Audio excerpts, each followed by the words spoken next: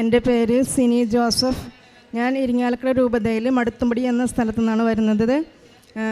എൻ്റെ ഭർത്താവിൻ്റെ ട്രാൻസ്ഫറിനെ സംബന്ധിച്ച് പെട്ടെന്ന് ഞങ്ങൾക്ക് ഉടമ്പടി എടുത്ത് ഒരു ട്രാൻസ്ഫർ ശരിയായി കിട്ടണമെന്നുള്ള ആഗ്രഹത്തോടുകൂടി ഞങ്ങൾ ഇവിടെ ഉടമ്പടി എടുക്കാൻ 5/5/2022 ഇവിടെ വരികയും ഉടമ്പടി എടുത്ത് ഞങ്ങൾ ഉടമ്പടിയുടെ നിയമങ്ങളെല്ലാം പാലിച്ച് പ്രാർത്ഥിച്ചുകൊണ്ടിരുന്നു.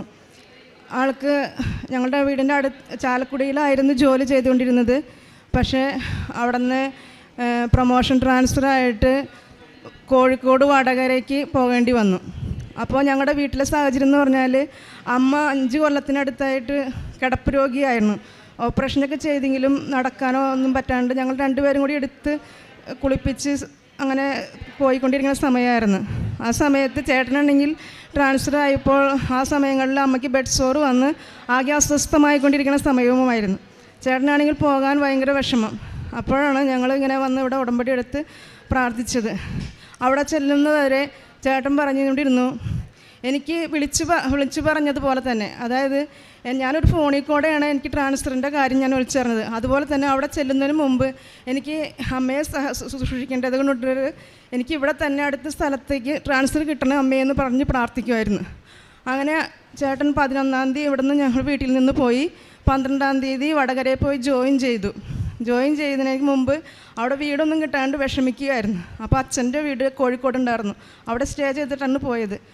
അവിടെ ചെന്ന് ആൾക്ക് വല്ലാത്ത അസ്വസ്ഥതകളൊക്കെ ഉണ്ടായി. വീട്ടിലേക്ക് വരാനും പറ്റണമല്ലോ, എങ്ങനെയും വരാൻ പറ്റണമല്ലോ എന്ന് പറഞ്ഞ് പ്രാർത്ഥിച്ച് ഞങ്ങൾ വീട്ടിലും ചേട്ടനായിരിക്കുന്ന സ്ഥലത്തും ഒരുമിച്ചിരുന്ന് പ്രാർത്ഥിക്കാൻ തുടങ്ങി. രാവിലെയും വൈകിട്ടും ഞങ്ങൾ മൊബൈൽ ഉപയോഗിച്ചൊക്കെ പ്രാർത്ഥിക്കാൻ തുടങ്ങി. അന്ന് ചെന്ന ദിവസം തുടങ്ങി ഇങ്ങനെ ആൾ മൊബൈൽ നോക്കിയിരിക്കുകയാണ്. 11-ാം തീയതി 12-ാം തീയതി ഒക്കെ മൊബൈൽ നോക്കിയിരിക്കുകയാണ്. എന്നെ ഇപ്പം തന്നെ ആരെങ്കിലും വിളിച്ച് പറയും നാട്ടിലേക്ക് സാറിന് ട്രാൻസ്ഫർ ആയല്ലോ എന്ന് വിളിച്ച് പറയുന്നു നോക്കിയിരുന്നു. പക്ഷേ 12-ാം തീയതി ഒന്നും സംഭവിച്ചില്ല. അന്ന് വീണ്ടും തിരിച്ച് കോഴിക്കോട്ടേക്ക് എന്നെ യാത്രയായി.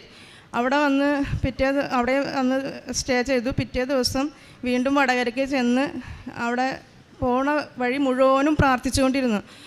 എൻ്റെ അമ്മയെ എൻ്റെ ആശ്രയമേ എന്ന് പറഞ്ഞ് പ്രാർത്ഥിച്ചുകൊണ്ടിരുന്നു. ആൾ മാതാവിൻ്റെ കാശുരൂപം കൊണ്ടുപോയിട്ടുണ്ടായിരുന്നു.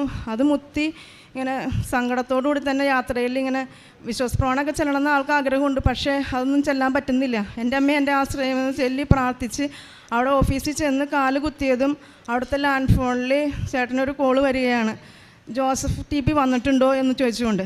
അങ്ങനെ വന്നിട്ടുണ്ട്, എന്താണെന്ന് കാര്യം അന്വേഷിച്ചപ്പോൾ പറയുകയാണ്, ചേട്ടന് ഫോൺ കൊടുത്തു. ചേട്ടൻ്റെ സങ്കടങ്ങളൊക്കെ ചേട്ടൻ ആ ഫോൺ വിളിച്ച ആളോട് പറയുകയും ചേട്ടനോട് പറഞ്ഞു, നിങ്ങളടുത്ത് തന്നെ അവിടെ ജനറൽ ട്രാൻസ്ഫറിന് ഒരു ഓർഡർ വെക്കണമെന്നുണ്ട്, നിങ്ങൾ വെച്ചുകൊള്ളൂ എന്ന് പറയും. ഇന്ന് തന്നെ മെയിൽ ചെയ്തോളൂ എന്ന് പറഞ്ഞ് അവിടെ നിന്ന് ഫോൺ വരികയാണ് ഉണ്ടായത്.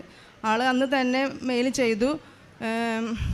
28-ാം തീയതി ആയപ്പോഴത്തേക്കും ഇരിങ്ങാലക്കുടയിലേക്ക് ഓർഡർ വരികയും പിന്നെ 6-ാം തീയതി ഇരിങ്ങാലക്കുട വന്ന് ജോയിൻ ചെയ്യുകയും ചെയ്തു. പിന്നെ ഇതിവിടെ കൊണ്ടുപോയ കൃപാസനത്തിൽ നിന്ന് കൊണ്ടുപോയ ഉടമ്പടി തൈലവും ഉപ്പും തേനൊക്കെ ഉപയോഗിച്ച് അമ്മയ്ക്ക് ഞാൻ ശുശ്രൂഷകൾ ചെയ്തപ്പോൾ അമ്മയുടെ ബെഡ് സോർ, അമ്മയ്ക്ക് ഈ ഷോൾഡറിലും 2 തൊടയിലൊക്കെ നന്നായിട്ട് ബെഡ് സോർ ഉണ്ടായിരുന്നു. എടുക്കാനൊന്നും പറ്റാത്ത അവസ്ഥയായിരുന്നു. എപ്പോഴും കരച്ചിലായിരുന്നു. ഇത് മരുന്നായിട്ട് ഞാൻ ഉപയോഗിച്ച് ശുശ്രൂഷിച്ചപ്പോൾ ഇപ്പോൾ എല്ലാവരും കരിഞ്ഞ് ഇപ്പോൾ ആൾക്ക് ആ പണ്ടത്തെ പോലെ തന്നെ കുത്തിരിക്കാനൊക്കെ പറ്റുന്നുണ്ട്. ഞങ്ങൾ എടുത്തിരുത്തണം കസേരമേ, അങ്ങനെ ഇരിക്കാൻ പറ്റുന്നുണ്ട്. ദൈവത്തിന് പ്രത്യേകമായിട്ട് നന്ദി അർപ്പിക്കാം. പരിശുദ്ധ അമ്മയുടെ സാക്ഷിയാക്കിയതിന് ദൈവത്തിനും തിരുക്കുമാരനും നന്ദി പറയുന്നു.